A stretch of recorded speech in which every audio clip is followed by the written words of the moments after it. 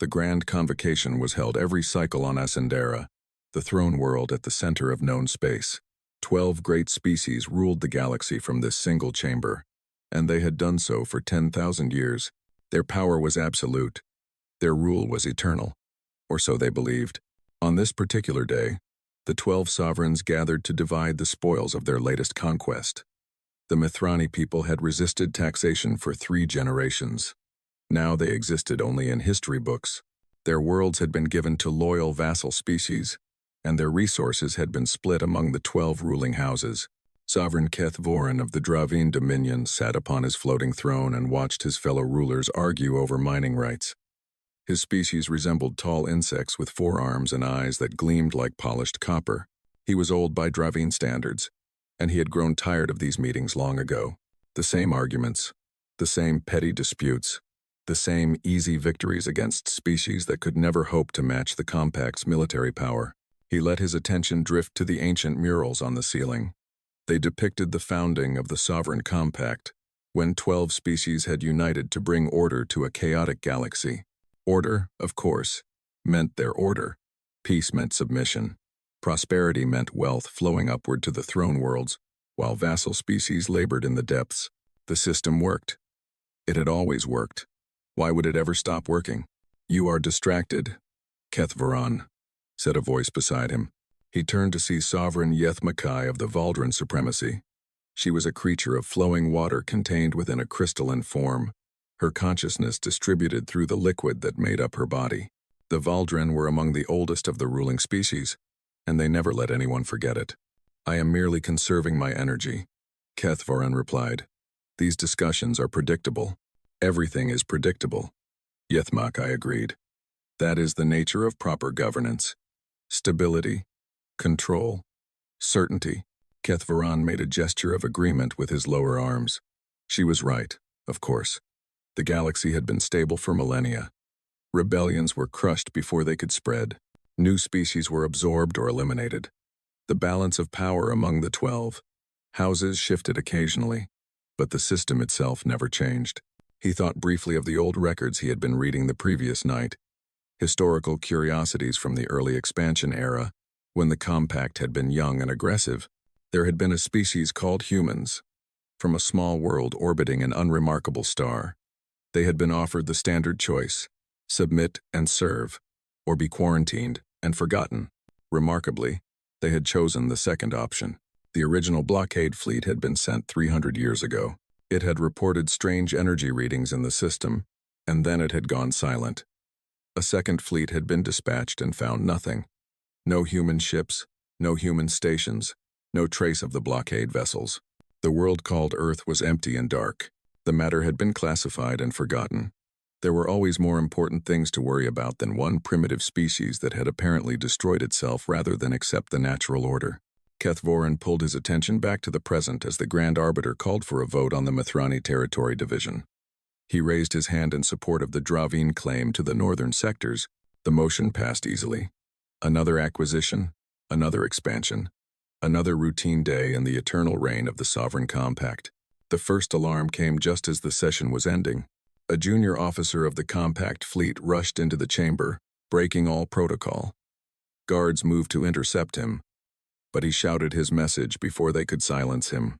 "Unidentified vessel, approaching Ascendera. All interdiction attempts have failed." The chamber fell silent.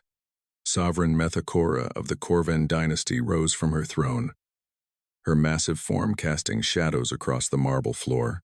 She was the current holder of the fleet command position, responsible for all military matters within Compact space. "Explain yourself," she commanded. The officer trembled but continued. "The vessel was first detected at the outer boundary of the system 6 hours ago. It ignored all hailing frequencies. 3 patrol squadrons attempted intercept. Their ships stopped functioning as the vessel approached. No damage, no casualties, but complete system shutdown. The crews report that their vessels restarted after the unknown ship passed, but they were unable to pursue." "What type of vessel?" Methacora demanded. "Unknown, Sovereign. The design matches nothing in our databases. It is relatively small, approximately cruiser class by our standards, but its drive signature is like nothing we have ever recorded. Our analysts cannot determine how it is moving. Keth Voran felt something he had not experienced in decades. It took him a moment to identify the sensation: fear. The 12 sovereigns exchanged glances. In the long history of the compact, no vessel had ever approached a throne world without permission. The very idea was unthinkable. Their military supremacy was the foundation upon which everything else was built. "Destroy it," said Sovereign Vorthakan of the Rithini hierarchy.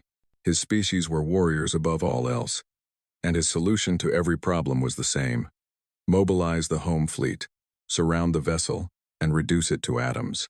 And if the home fleet suffers the same fate as the patrol squadrons? Yethmakai asked.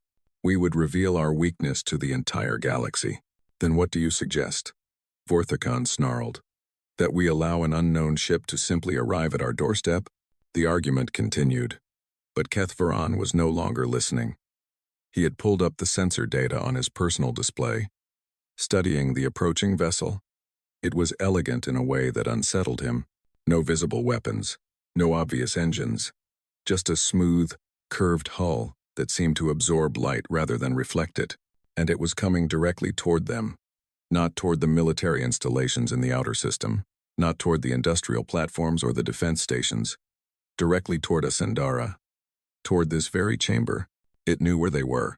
Over the next several hours, the sovereigns watched helplessly as their military might proved useless. The home fleet, 1,200 warships representing the combined power of all 12 houses, formed a blockade between the approaching vessel and the planet. They were the most powerful fighting force in known space. The unknown ship did not slow down. It passed through the formation without firing a single shot. Every vessel it approached simply stopped functioning. Weapons went cold. Engines died. Communication systems failed. Crews reported a strange sensation of pressure, as if space itself was pushing against them. And then their ships went dark. And then, after the vessel had passed, everything restarted. As if nothing had happened. As if the most advanced warships in the galaxy had been treated as minor inconveniences, momentarily paused and then dismissed. By the time the vessel achieved orbit above Ascendara, the 12 sovereigns were no longer arguing. They were sitting in stunned silence, watching their displays, waiting for something to happen. The message came as the planet's sun began to set over the Grand Convocation Chamber. A single transmission, broadcast on all frequencies, in perfect high compact language. The accent was flawless. The grammar was precise, and the words were impossible. We come to speak. Prepare one who may listen. Keth Voran stared at his display. The linguistic analysis had finished. The language was indeed perfect, high compact, but the underlying pattern of the transmission contained markers that matched one entry in the ancient databases. Human, the species they had tried to quarantine 3 centuries ago, had returned, and they had done something that no other species in 10,000 years had managed to do. They had made the Sovereign Compact afraid. As the sun set and the chamber fell into shadow, a shuttle separated from the orbiting vessel and began its descent toward the planet.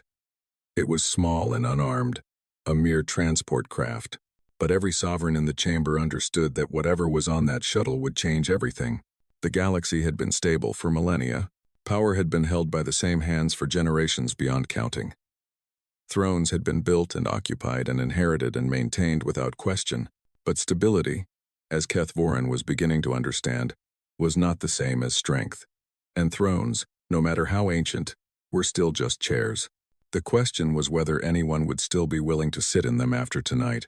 The shuttle entered the atmosphere, trailing fire across the darkening sky, and the 12 rulers of the galaxy could do nothing but watch it come. The shuttle descended through the atmosphere of Ascendara like a falling star. It made no attempt to communicate further. It did not request landing clearance or guidance. It simply came down, smooth and certain, as if it had always known exactly where it was going. The Grand Convocation Chamber had been designed to impress. Its walls were carved from the bones of a creature that had died when the universe was young. Its ceiling displayed a perfect map of the galaxy, with the territories of each ruling house marked in light. Its floor was polished stone from 100 conquered worlds, each tile representing a species that had bent the knee to the compact. Now it felt small. The 12 sovereigns sat upon their floating thrones and watched through the great windows as the shuttle touched down in the ceremonial plaza outside. Security forces surrounded it within seconds. 3,000 soldiers in powered armor, carrying weapons that could level cities. The elite guard of the Sovereign Compact, trained from birth to kill and die for their masters. The shuttle's door opened. A single figure stepped out. Kethvoran leaned forward on his throne, his copper eyes straining to see through the layers of soldiers. The figure was small by most species standards. 2 arms, 2 legs, a single head with forward-facing eyes, soft skin without scales or armor, no visible weapons, no protective equipment, a human. After 300 years, a human was walking across the sacred plaza of Ascendara. The soldiers parted before her, not because they were ordered to, not because she threatened them. They simply moved aside, as if their bodies had decided that blocking her path was not worth the effort. Kethvoran watched their faces through the display screens. They looked confused. Some looked frightened. None of them tried to stop her. She climbed the steps of the Grand Convocation. She passed through doors that had never been opened to anyone outside the ruling species. She walked through halls that had witnessed 10,000 years of absolute power. And then she stood before the 12 sovereigns. She was older than Kethvoran had expected. Lines marked her face, and her dark hair was streaked with silver. She wore simple clothing, neither military nor ceremonial. She carried nothing in her hands. She looked exactly like what she appeared to be. A single person, alone and unarmed, standing before the most powerful beings in the galaxy. And she was not afraid. That was the most disturbing thing of all. She looked at the 12 thrones the way Kethvoran might look at furniture in a museum. Interesting, perhaps, but not particularly important. "I am Ambassador Chen Wei-Lin of the Terran Continuity," she said. Her voice was calm and clear, and she spoke in perfect high compact. "I bring greetings from the people of Earth." Sovereign Vorthakhan was the first to respond. He rose from his throne, his warrior's body trembling with rage. "You dare to stand before us? You dare to enter this chamber? Your species was condemned 3 centuries ago. You should be extinct." Wei-Lin looked at him the way a parent might look at a child throwing a tantrum. Patient, understanding, completely unmoved. "We are not extinct," she said simply. "We chose to be quiet. Those are different things." "The blockade fleet," another sovereign began, "is safe," Wei-Lin finished. "Your crews were returned to compact space within a year of the blockade's establishment. They were given false memories of finding an empty system. We did not wish to harm them. We simply wished to be left alone." "Impossible," Methacora said. "Memory alteration at that scale is beyond any known technology." "It is beyond your technology," Wei-Lin agreed. "It was not beyond ours. Even 300 years ago." Silence fell over the chamber. The sovereigns were beginning to understand something that they had never considered possible. There was a power in the galaxy that was not theirs, a power that had been watching them for centuries, a power that had chosen, until now, to remain hidden. "Why have you come?" Yethmakai asked. Her voice was steady, but Kethvoran could see the currents of her liquid body moving faster than usual. She was frightened. They all were. Wei-Lin reached into her clothing and withdrew a small device. Guards moved forward, weapons raised, but she made no threatening gesture. She simply activated the device and set it on the floor before her. Light bloomed upward, forming images in the air. Images of worlds burning, images of species in chains, images of mass graves and forced labor camps and children torn from their parents. Images of every atrocity the Sovereign Compact had committed in 10,000 years of rule. "We have watched you," Wei-Lin said. "We have documented everything. Every species you have enslaved. Every culture you have destroyed. Every crime you have committed in the name of order and stability. Those are internal matters," Vortakhan growled. "The governance of inferior species is not your concern." "There are no inferior species," Wei-Lin said. "There are only species with less power. That is not the same thing. And your governance, as you call it, has been noted, recorded, preserved. Every death, every cruelty, every choice your ancestors made, and your generation, has continued." "Is this a threat?" Methacora demanded. "Are you here to declare war?" Wei-Lin shook her head. "We are not here to fight you. We are here to tell you that your rule is ending. Not because we will end it, but because they will." She gestured. and the images changed. Now they showed something else.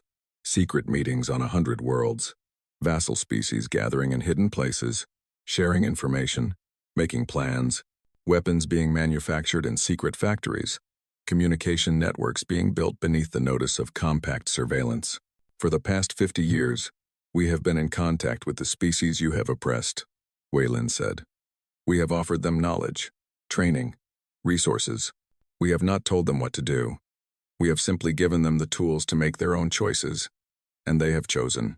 Chosen what? Keth Varan asked. It was the first time he had spoken, and Wei Lin turned to look at him with something that might have been respect. Freedom, she said. They have chosen freedom. The uprisings will begin within hours. They have been coordinated across every sector of your territory. By the time your fleets can respond, it will already be too late. You think a rabble of slaves can defeat the compact? Vorthicon laughed, but the sound was hollow. We have crushed 1,000 rebellions. You have crushed disorganized resistance, Wei Lin corrected.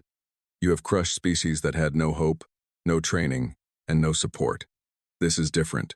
This is every oppressed species in the galaxy rising at the same moment, with the same information, using the same tactics, and they know that they are not alone. She paused. They know that Earth is watching. The implications settled over the chamber like a weight. The vassal species had always been controlled through isolation and despair. Each world believed that it suffered alone. Each species believed that resistance was impossible because no one would come to help.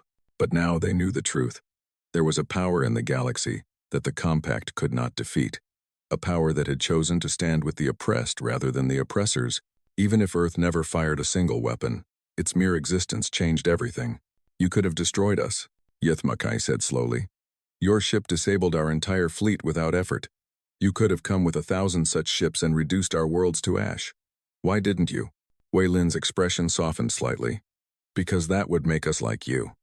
We did not spend 3 centuries building a better civilization just to become another empire.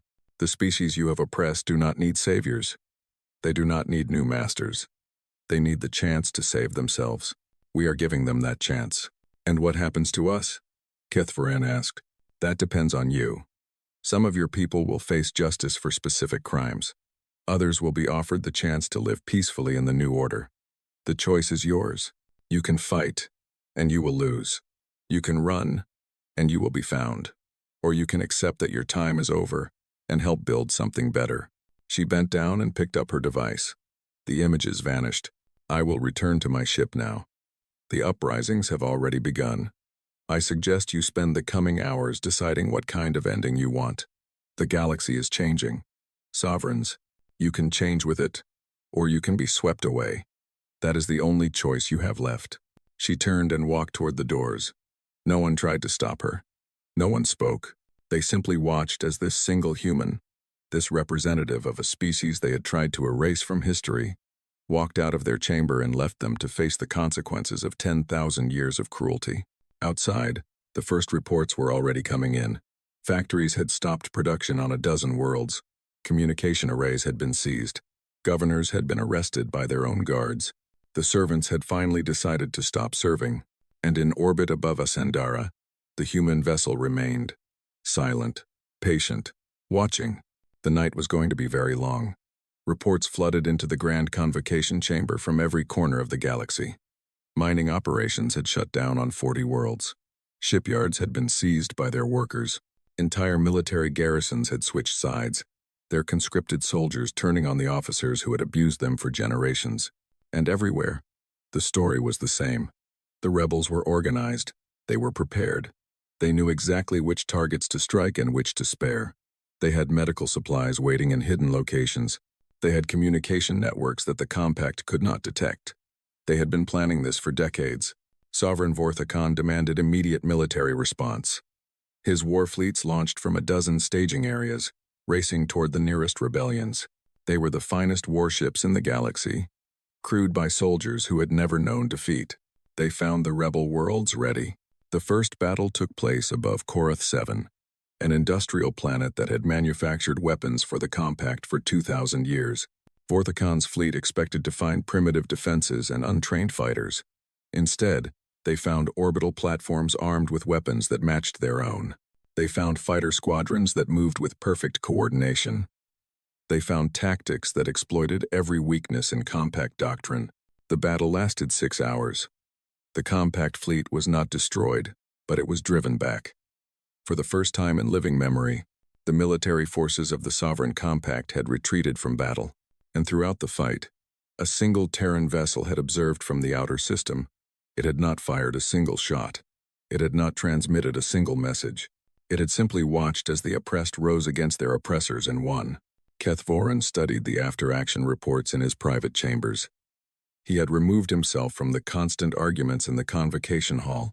The other sovereigns were losing their minds, screaming at each other, blaming each other, demanding solutions that did not exist. He preferred to think in silence. The pattern was clear once he knew to look for it. The rebels had not developed their weapons and tactics in the month since the human ship arrived. They had been preparing for years, possibly decades. Secret factories hidden in asteroid fields and abandoned mining stations. Training programs disguised as work rotations. Communication networks buried so deep in the infrastructure that compact surveillance had never detected them. And behind it all, human guidance. Not control, he realized. The humans had not given orders. They had given knowledge. They had taught the vassal species how to resist. And then they had stepped back and let them choose whether to use that knowledge. It was elegant. It was patient. And it was devastating. A chime at his door interrupted his thoughts. He granted entry, and his aide appeared with a data tablet. Sovereign, we have received communications from the Valdran Supremacy. Sovereign Yethmakai is proposing a coordinated response across all 12 houses. She requests your presence at an emergency summit. Kethvoran took the tablet and scanned the message. Yethmakai wanted to pool the military resources of all 12 houses into a single force. She believed that overwhelming numbers could crush the rebellion despite its preparation. He set the tablet aside. Inform her that I will attend. The summit took place in a secure facility deep beneath the surface of Asandara. The 12 sovereigns gathered in a chamber designed to withstand orbital bombardment. For the first time in centuries, they sat as equals around a circular table. Their thrones left behind in the convocation hall, Yethmakai presented her plan. A combined fleet of over 10,000 warships would strike at the heart of the rebellion, targeting the most heavily industrialized worlds that had fallen to the uprising. Without factories and shipyards, the rebels would eventually run out of weapons and supplies. The rebellion would starve. And what of the human vessel? Kethvoran asked. The other sovereigns shifted uncomfortably. No one wanted to discuss the ship that still orbited their throne world, silent and untouchable. It has not interfered in combat operations, Methacora said. Perhaps it lacks the capability for actual warfare. Its technology for disabling ships may be its only weapon, or perhaps it chooses not to interfere. Kethvoran replied. Consider what we have observed. The humans could have attacked us directly. They could have destroyed our fleets and conquered our worlds. Instead, they chose to enable others to fight for themselves. Why would they change that strategy now? Because we are about to win, Vorthakon said. When we crush the rebellion, they will be forced to act. Will we crush it? Kethvoran asked. We have already lost one engagement. Our intelligence networks have been compromised. Half of our conscripted soldiers are from the same species that are now rebelling. Can we trust them to fight against their own people? Silence answered him. He continued. I propose an alternative. We should negotiate. The reaction was immediate. Vorthakon slammed his fist against the table. Methacora rose in outrage. Several other sovereigns began shouting. The idea of negotiating with slaves was unthinkable. It would be an admission of weakness. It would be the end of everything the compact represented. Kethvoran waited for the noise to subside. We are already weak, he said quietly. The galaxy knows it. Every vassal species that has not yet risen is watching to see what happens next. If we throw our forces into a grinding war and lose, we lose everything. If we throw our forces into a grinding war and win, we will be so weakened that the species we have not yet conquered will smell blood, and the humans will still be there, watching, waiting. What would you have us do? Yethmakai asked. Simply give up our power?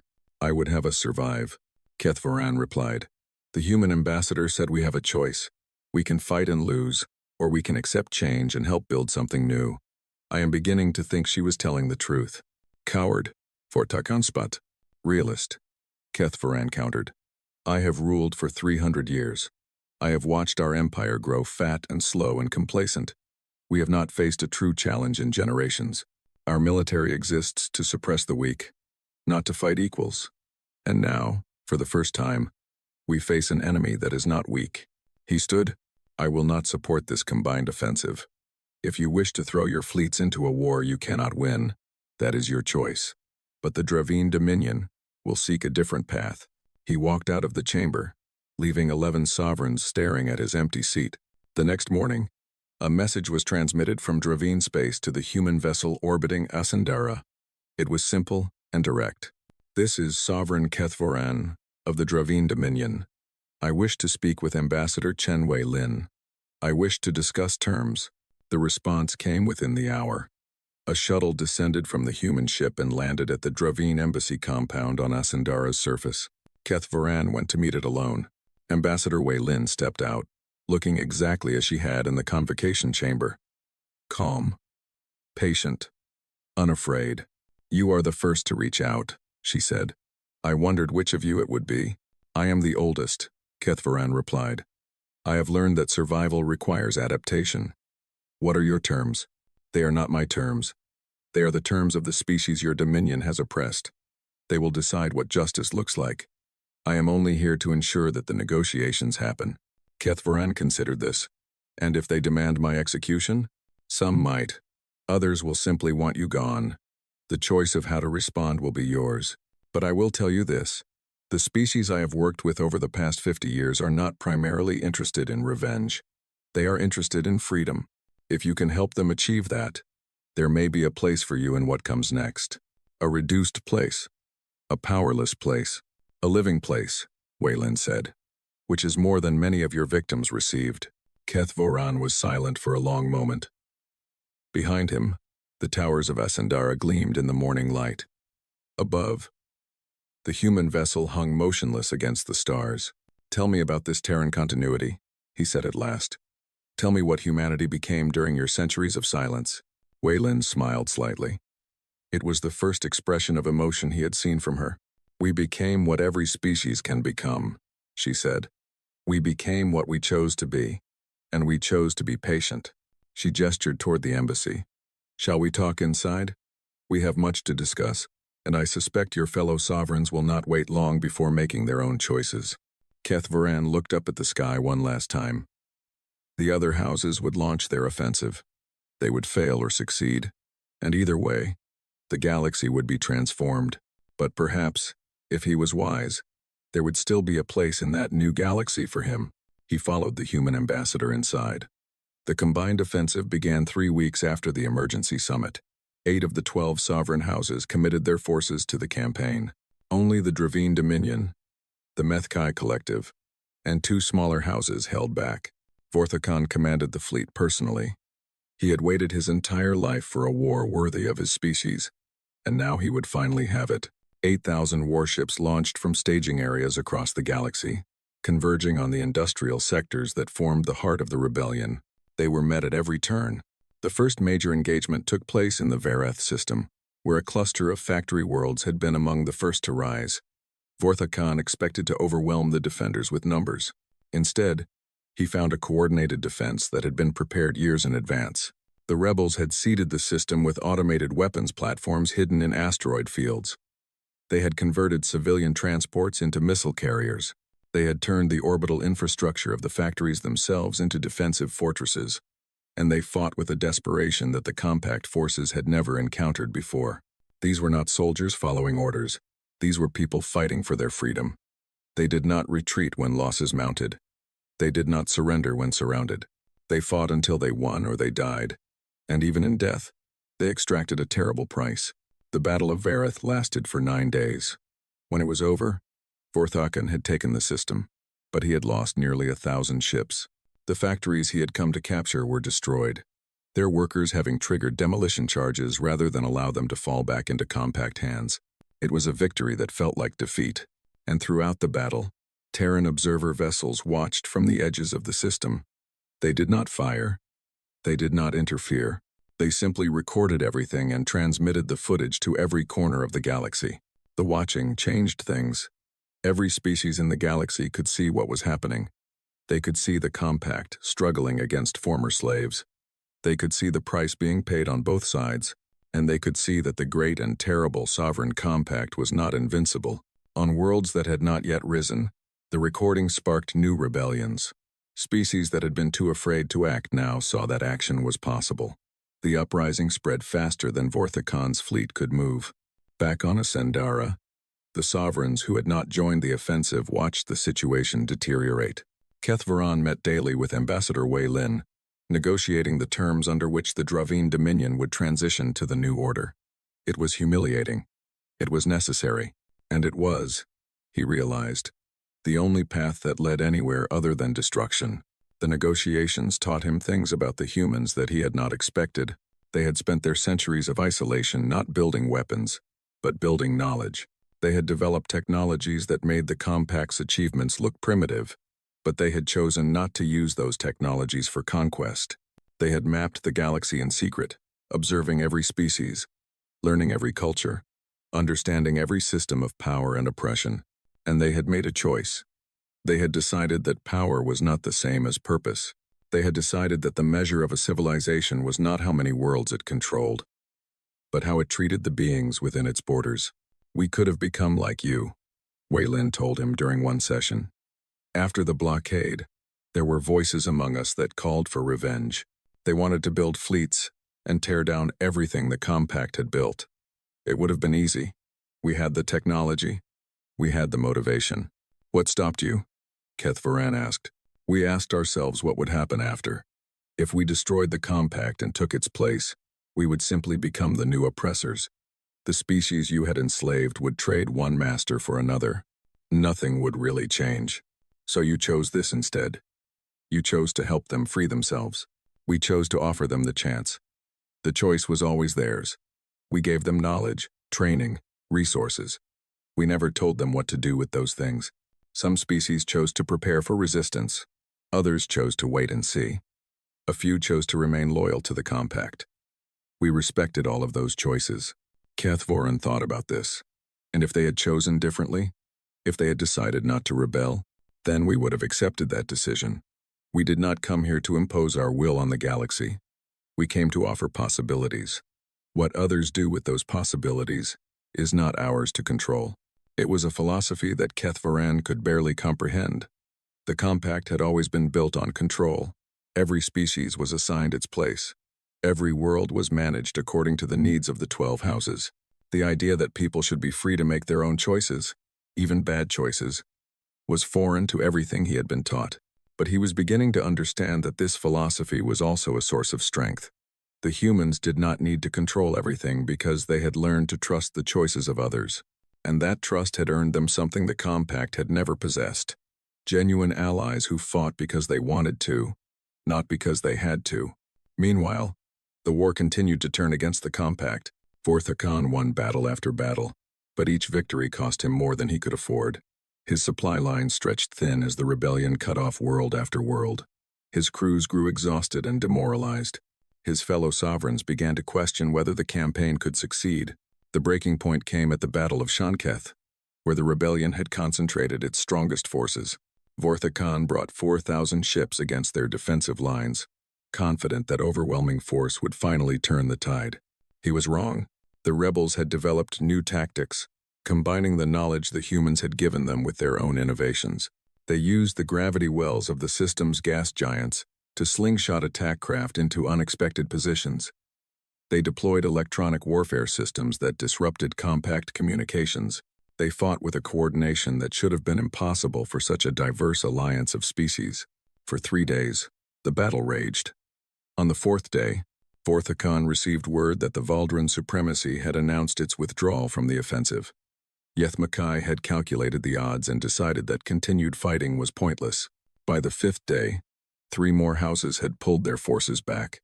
The unified fleet that Vorthicon had commanded was fracturing before his eyes.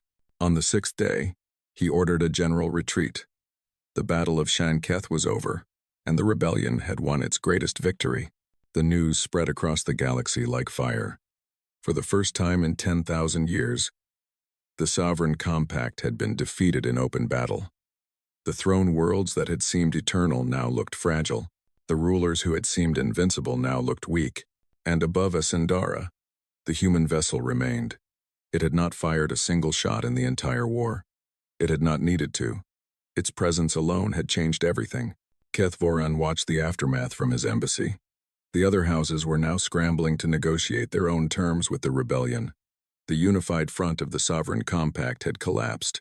Each house was trying to save itself, and none of them trusted the others.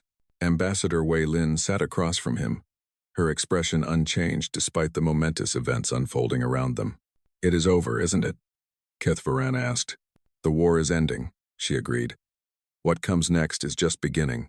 Will there be vengeance? Will the species we oppressed demand our destruction? Some will demand it. Others will argue for mercy. That is the nature of freedom.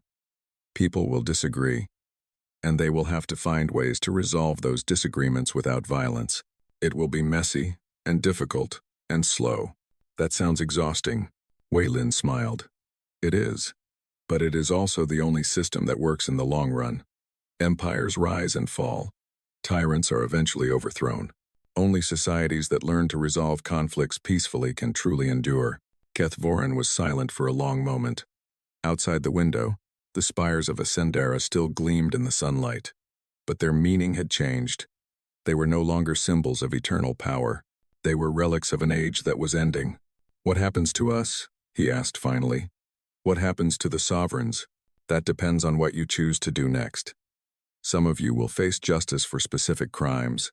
Others will be allowed to live quietly, stripped of power but not of dignity. A few may even find roles in the new order, if they are willing to serve rather than rule. And you? What role will humanity play? We will be partners, not masters. We will share what we have learned and help where we can. But we will not take the place of the Compact. The galaxy must learn to govern itself." Kethvoran nodded slowly.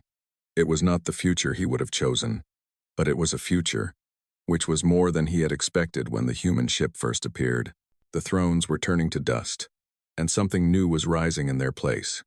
6 months had passed since the human ship first appeared above Ascendara. The galaxy was unrecognizable. The grand convocation chamber still stood, but it had been transformed. The floating thrones of the 12 sovereigns had been removed, replaced by simple seats arranged in a circle. The ancient murals depicting conquest and dominion had been covered with new artwork showing the many species of the galaxy standing together as equals. This was no longer the seat of empire. It was the meeting place of the Council of Free Peoples, the new governing body that was slowly taking shape from the chaos of revolution. Ambassador Chen Wei Lin stood at the center of the chamber, addressing the assembled delegates. There were hundreds of them now, representing species that had never before had a voice in galactic affairs. Some wore the simple clothing of workers who had spent their lives in factories. Others wore the traditional garments of cultures that had been suppressed for generations. All of them watched the human ambassador with a mixture of gratitude and curiosity. "The Terran continuity offers partnership," Wei Lin said. "We offer knowledge and technology. We offer defensive guarantees against any who would seek to rebuild the old order. But we do not offer leadership. This is your galaxy. You must decide how to govern it." A delegate from the Korath people rose to speak. Her species had suffered greatly under the Compact, forced to work in weapons factories that had armed their oppressors. "We have lived under the rule of others for 2,000 years, she said. "We do not know how to govern ourselves. How can we build something new when we have never been free?" Wei Lin nodded. "That is an honest question, and it deserves an honest answer. You will make mistakes. You will disagree with each other. You will sometimes fail, but you will learn. Every species that has ever been free has learned through trial and error. There is no shortcut. And if we fail completely?" Another delegate asked. "If we descend into chaos and war, then you will learn from that too. But I do not think you will fail. I have spent 50 years among your people, learning your cultures, understanding your hopes. You are not as helpless as your former masters wanted you to believe. You have wisdom and courage and creativity. You simply need the chance to use them." From his seat at the edge of the chamber, Kethvoran watched the proceedings. He was no longer a sovereign. He had renounced his title 3 months ago. accepting a role as a historical advisor to the new council. It was a small position, far beneath what he had once held. But it was something. The transition had not been easy. Many of his former subjects had called for his execution. Others had demanded that he spend the rest of his life in prison. In the end, the council had decided that his early cooperation with the rebellion had earned him a chance at redemption. He would spend the rest of his days helping others understand what the old order had been, so that it would never be rebuilt. Not all of his fellow sovereigns had been so fortunate.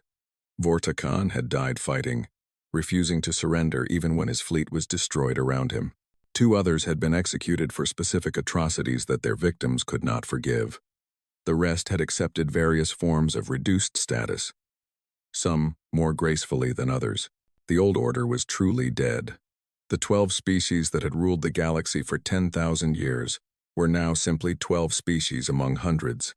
Their throne worlds had been opened to immigrants from across the galaxy.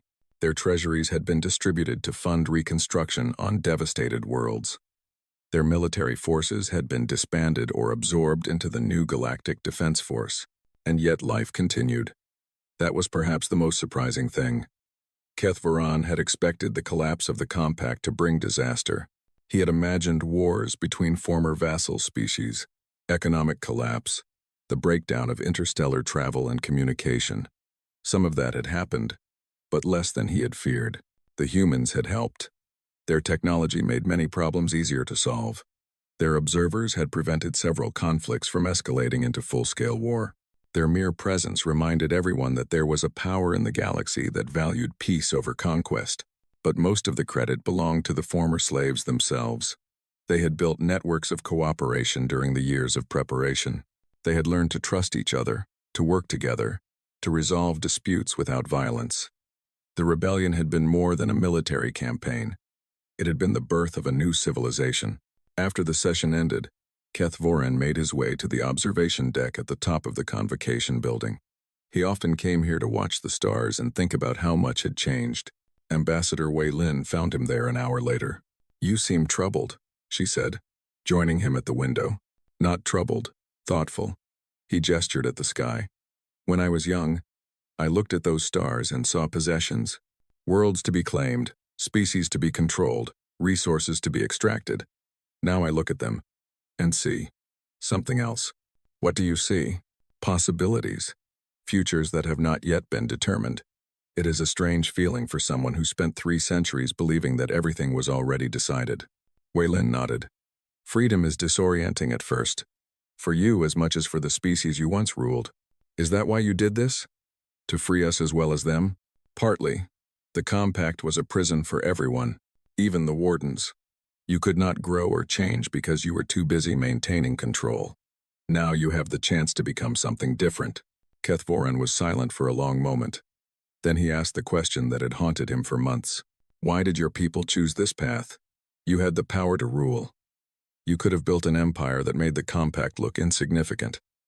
Instead, you gave that power away. Why?" Wei Lin turned to face him fully. In the starlight, her expression was calm but intense. "Because we understood what power costs. When you rule others, you spend your energy maintaining that rule. You become suspicious of threats. You crush anything that might challenge your control. Your society becomes focused on security rather than growth, on control rather than creation. We decided we did not want to pay that price. But you have power nonetheless. Your technology, your knowledge. We have capability. That is different from power in the sense you mean. We can do things, but we choose not to use those capabilities to dominate others. We use them to create opportunities, to prevent atrocities, to help when we are asked. That is a very different kind of strength. It seems fragile to me. What if someone arises who does want to dominate? What if a new compact forms? Then we will deal with that when it happens. We have watched this galaxy for 3 centuries. We know that the desire for empire never completely disappears. There will always be those who want to rule others, but there will also always be those who resist. Our job is to ensure that the resistors have a chance." Keth Varan considered this. It was so different from everything he had been taught. The compact had been built on the assumption that order required control, that peace required submission, that stability required hierarchy. The humans seemed to believe the opposite, that true stability came from freedom, that lasting peace required justice, that the only order worth having was one that everyone chose to participate in. "I am very old," he said finally. "I have believed certain things for a very long time. It is difficult to change. Change is always difficult. But you have already changed more than you realize. 6 months ago, you would never have stood here having this conversation. You would have been too proud, too certain of your own superiority. Now you are asking questions.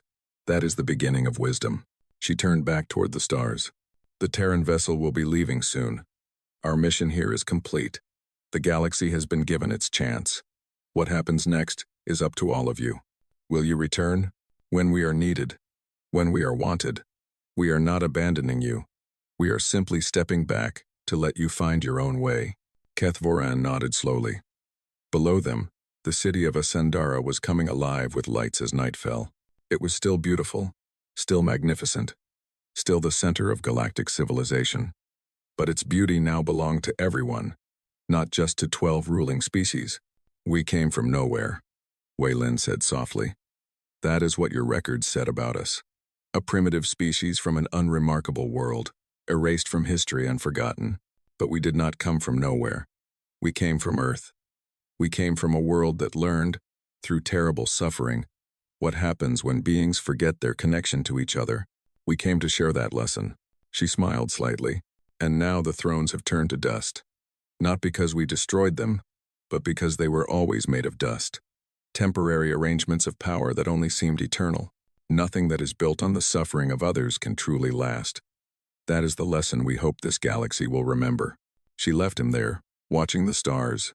Below, the Council of Free Peoples was working late into the night, debating proposals, resolving disputes, slowly building a new order from the ruins of the old.